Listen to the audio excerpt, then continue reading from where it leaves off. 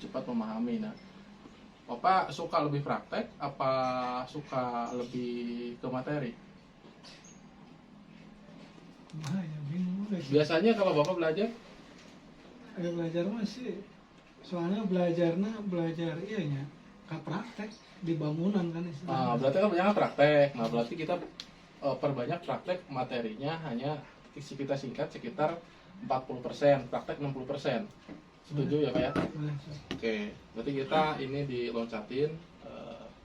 Ini namanya sejarah hipnotis ya.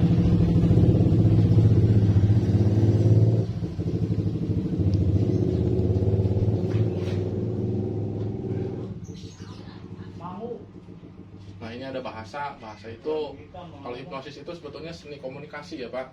Sekali lagi, hipnosis itu seni komunikasi. Proses psikologi menciptakan hasil fisiologi atau proses penerimaan informasi tanpa dianalisa atau menyimpan memori permanen. Keadaan natural yang dialami setiap manusia bisa jadi tentang hipnotis itu keadaan natural. Misalkan Pak Haji disuruh istri belanja terus mau, itu keadaan hipnotis Bapak tuh, karena Sebetulnya nggak mau hipnotis, gitu. Oke, kita lanjut ya, langsung ke ini aja. Ini fenomena, ini sekilas aja ya. Ini sudah langsung dari US, Department of Education Human Service Division ya. Jadi sebetulnya hipnosis itu menembus filter mental pikiran bawah sadar. Nah, diikuti dengan tertanamnya suatu pemikiran, ide, gagasan atau sugesti yang diterima. Sebenarnya simple. Hipnosis ini adalah ide tanpa kritik. Jadi kalau misalkan orang mengkritisi, orang giling-giling kepala, ketika dikasih paham, dikasih motivasi atau dikasih tahu, dia sedang memblokir pikirannya gitu kan, supaya tidak terpengaruh atau memang saya itu butuh ide yang lain, seperti itu. Nah, istilah.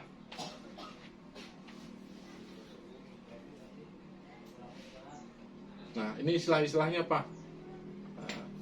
Istilah hipnosis. Nah, yang tadi mungkin Bapak belum paham dan teman-teman di sini. Jadi hipnosis atau bahasa hypnotism ya, hypnotism. Nah, bahasanya itu sama. Ini adalah artinya sama gitu. Nah, cuman kalau hipnosis itu ilmunya, hipnotis adalah orang yang melakukannya. Ilmu hipnosis atau juru hipnosis ya. Kalau hipnoterapi, orang yang mengaplikasikan ilmu hipnosis. Nah, materinya beda, materi hipnoterapi itu. Ya, karena ini untuk pengobatan. Terus ini adalah self hipnosis atau hipnosis itu untuk menghipnotis diri sendiri. Ada juga yang namanya itu subjek atau suyet. Nah subjek adalah klien atau pasien atau orang yang dihipnotis. Nah, ini subjek atau suyet ya. Nah, kalau kita berlatihan yaitu suyet. Nah, berarti kalau misalkan ke klien itu subjek sebetulnya. Nah, ini sugesti. Nah, sugesti itu menanamkan kata-kata. Nah, kalau ini adalah trans. Nah, trans ini yang dimaksud adalah bisa menembus filter area mental yang sedang tidak aktif. Jadi filter mental itu bisa dibuka. Nah, ini kondisi naturalnya.